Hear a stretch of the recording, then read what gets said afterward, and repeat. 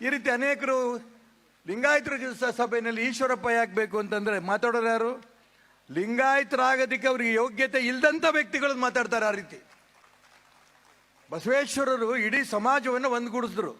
ನಮ್ಮ ಅನೇಕರು ಮಾತಾಡ್ತಾ ಹೇಳಿದ್ರು, ಈ ಲಿಂಗಾಯತ ಅನೇಕ ಸ್ವಾಮಿಗಳು ಸಮಾಜವನ್ನು ಒಡಿತಾ ಇದ್ದಾರೆ ಅಂತ. ಅನೇಕರು ತುಂಬಾ ಸ್ಪಷ್ಟವಾಗಿ ಮಾತಾಡಿದ್ರು. ಗೊಂದಲ ಎಲ್ಲಿ ಶುರು ಆಯ್ತು? ಜಾತಿ ಗಣತಿ. ಆ ಜಾತಿ ಅಂತ ಬರ್ಸ್ರಿ, ಈ ಜಾತಿ ಅಂತ ಬರ್ಸ್ರಿ, ಹಿಂದೂ ಅಂತ ಬರ್ಸ್ಬೇಡಿ ಅಂತ ಅನೇಕ ಪುಣ್ಯಾತ್ಮರು ಹೇಳಿದ್ರು. ಜಗಜ್ಯೋತಿ ಬಸವೇಶ್ವರ ಕೈಯಲ್ಲಿ ಇಟ್ಕೊಂಡಿದ್ರು ಈಶ್ವರ ಲಿಂಗವನ್ನ. ಆ ಲಿಂಗಗಳನ್ನ ಪೂಜೆ ಮಾಡಬೇಡಿ ಅಂತ ಅನೇಕರು ಹೇಳಿದ್ರು. ಕಟ್ಟು ಮೂಲೆ ಬಿಸಾಕಿ ಅಂದ್ರು.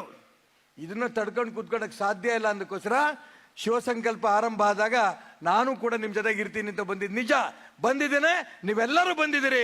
ನಾನು ಇಷ್ಟು ಮಾತ್ರ ಹೇಳ್ತೀನಿ, ನಾವೆಲ್ಲ ಹಿಂದೂ ಸಮಾಜವನ್ನ ಒಟ್ಟು ಮಾಡೋಣ, ವೀರಶೈವ ಲಿಂಗಾಯತ ಈ ಒಕ್ಕೂಟಕ್ಕೆ ಬೆಂಬಲ ಕೊಡೋಣ, ಇಡೀ ಸಮಾಜ ಒಂದು ಮಾಡೋಣ ಅಂತ ಮಾತ್ರ ಈ ಸಂದರ್ಭದಲ್ಲಿ ನಾನು ಹೇಳಕ್ಕೆ ಇಷ್ಟಪಡ್ತೀನಿ.